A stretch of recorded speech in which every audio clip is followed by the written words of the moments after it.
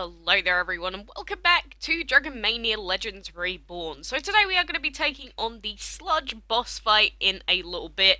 But for now I've just been breeding some of the common and uncommon dragons that we need, or attempting to at the very least. So we have a tornado dragon in our hatchery there. And now we have to sit through a Jeremy Clarkson ad. Wonderful! You know, these pop-up ads are actually so annoying. And the most annoying type of ad that they have is that during the training sessions, they will have the ads pop up, but the training will still keep going. Literally, I have never hated this game more. It's so aggravating. And there was a crowded nursery event on, obviously, not too long ago. Nothing special about it, with a Grand Duke's pack for the Go Green. But obviously, that's all in the past. Because you can see this was back when the Blossom Dragon was still available. So this recording is from like a week ago. So, you know, pardon me, I'm trying to work out what's happening myself sometimes. But we do have this cute little tornado dragon. And just getting all of the basic dragons back again and all the commons, I always forget how cute they are in their baby form. So every time I see them, I'm like, oh my god, that's so cute. Like, literally, I love it so much. But aside from just that, today with the Sludge, obviously, we do have our Agave Dragon, so he is going to decimate that Sludge boss fight.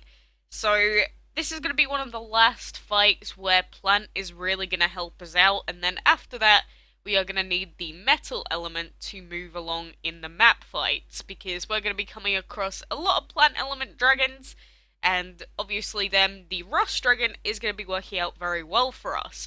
But let's try and train up our Agave Dragon here. Again, this is a hot moment in the video. It's like, am I actually going to be able to do this training first time, or am I going to screw it up horribly?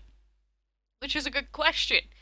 And another thing that makes this training so difficult is the fact that normally I'm recording this like when I'm outside, like on the bus or like on break at work, and there's so many distractions, so it really doesn't help. But anyway, we've got him trained up. We are 3 levels above the Sludge, and our other 2 dragons are 3 levels below him. If he misses, then obviously I think this is going to be like the easiest fight ever. But, you know, I don't think he's going to pose much of a threat. He does have energy, which is multi-target, and he does also have water, which is super effective against our Agave Dragon, so that's a little bit scary. But you can see the amount of damage that we deal for being level 16 and trained up is insanely high. He missed anyway, so I think this is like one of the easiest boss fights that we're ever going to have. There you go. Poisoned, and the second tick of poison is going to wreck him. Easy peasy lemon squeezy. That's how you win a boss fight right there. Again, Plant, when it's super effective against enemies, is just insanely good. Even though it has been nerfed now, wait, look at that. That was, psh, not even a challenge. Don't even be silly. And, like, immediately we're seeing a bunch of Plant dragons. And this is going to be a tough time for us, because obviously our Plant... Oh my god, this same ad again. Are you actually kidding me? Like, this is what I mean. Every 2 bloody seconds in this game on Android, these ads pop up.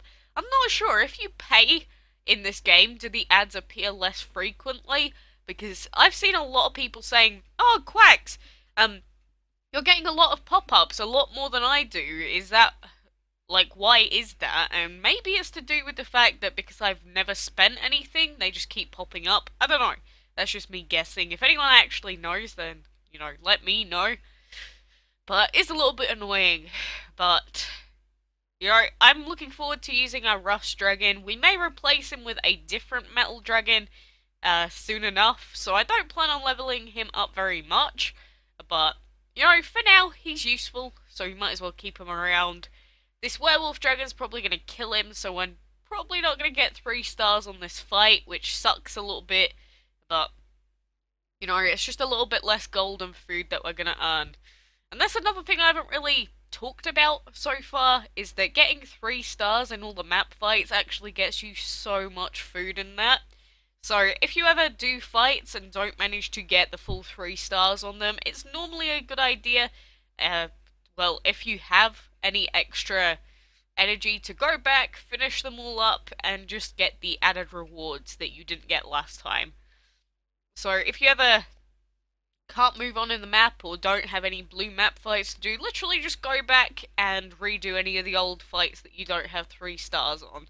Obviously, fights from a long time ago that you don't have 3 stars on, they're probably not going to get you a whole lot of resources, but just in general, that is one of the main things that I would suggest doing if you want to get yourself some nice little added goodies, you know. And this guy's going to get one shot because he's level 10. Feels bad. Whoa. But you know, for the rest of today, we're probably just going to be doing some more fights because we need the gold, we need the food, and with the gold, I'm still trying to decide what to spend it on. There's so much to spend it on that it's hard to decide, really, most of the time. And soon we'll be able to upgrade some of our other habitats to level 6, which will also be quite a nice boost to our island. No! So another ad popping up there was kind of the final straw for me, but earlier I did go ahead and upgrade a ton of our habitat, so you can see we're upgrading everything. It's crazy around here right now, and our tornado dragon's actually almost finished hatching in just a couple more hours, and we still have 135 gems. We are very close to being able to afford the upgrade to our hatchery, which will help us out quite considerably in terms of breeding.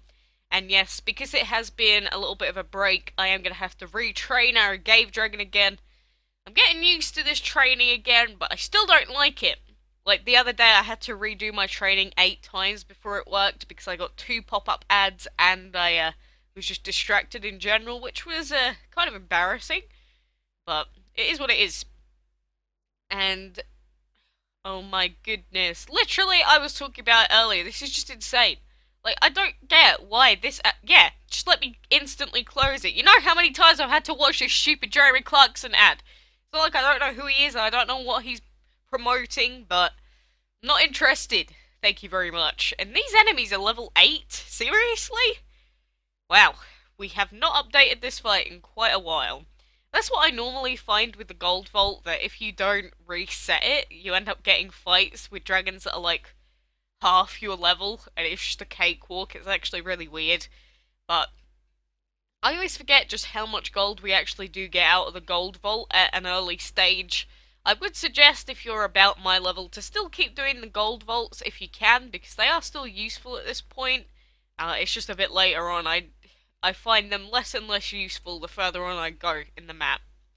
But, you know, just doing a few more fights for today, getting stuff out of the way, and, you know, I'm happy we got a boss fight out of the way. The plant section of the map is going to be very annoying to deal with, plus all their abilities and skills are upgraded, which is a little bit tedious, but what can you do?